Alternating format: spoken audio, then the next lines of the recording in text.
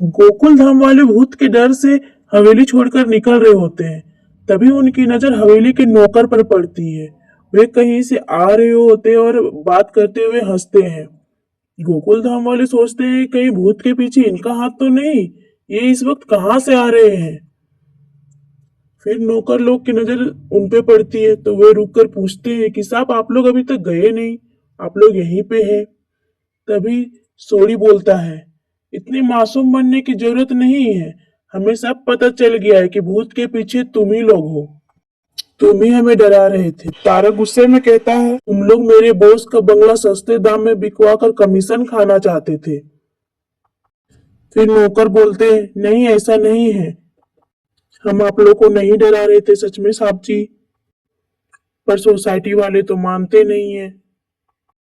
वे कहते तुम दोनों ही हम लोग को डरा रहे थे और अब झूठ बोल रहे हो। फिर तारक और सोडी दोनों को पकड़ लेते हैं। उसके बाद कहते हैं चलो इन लोग को पुलिस के हवाले कर देते हैं। नौकर फिर चाचा जी से रिक्वेस्ट करने लगता है कि प्लीज चाचा जी हम लोग की बात एक बार सुन लीजिए, हम लोगों ने कुछ नहीं किया। तो चाचा जी को थोड़ी दया आ जाती है। वे बोलते हैं कि बोलो क्या कहना है तुम लोगों को। तो वो बोलता है कि हम लोगों ने कुछ नहीं किया, सच में हम लोग कुछ नहीं किए हैं।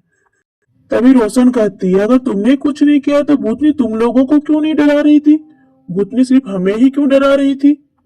फिर नौकर बोलता है कि साहब जी एक बात बतानी रह गई थी, बहुत साल पहले जब इस हवेली का मालिक कोई और साहब जी थे, तभी तभी चुड़ैल यानी चकोरी के पिताजी यहाँ पे नौकर थे, इसलिए वो यहाँ पे काम करने वालों को नहीं डराती। फिर नौकरानी रोने लगती है और कहती है कि अगर हम दोनों ने ये सब किया होता तो आपको कुएं के पास जाने से नहीं रोकते, हम आपको क्यों मना करते कुएं के पास जाने से। ये सब सुनकर चाचा जी भी बोलते हैं कि मुझे भी लगता है कि ये लोग सच कर रहे हैं, नहीं तो ये लोग हमें कुएं के पास जाने से नहीं रोकते। उसके बाद सोसाइटी वालों को भी नौकर पे भरोसा हो जाता है। सभी गोकुलधाम वाले फिर वहां से निकलने लगते हैं। तभी नौकर कहता है, साहब जी रुकिए, पोपटलाल साहब जी तो है ही नहीं।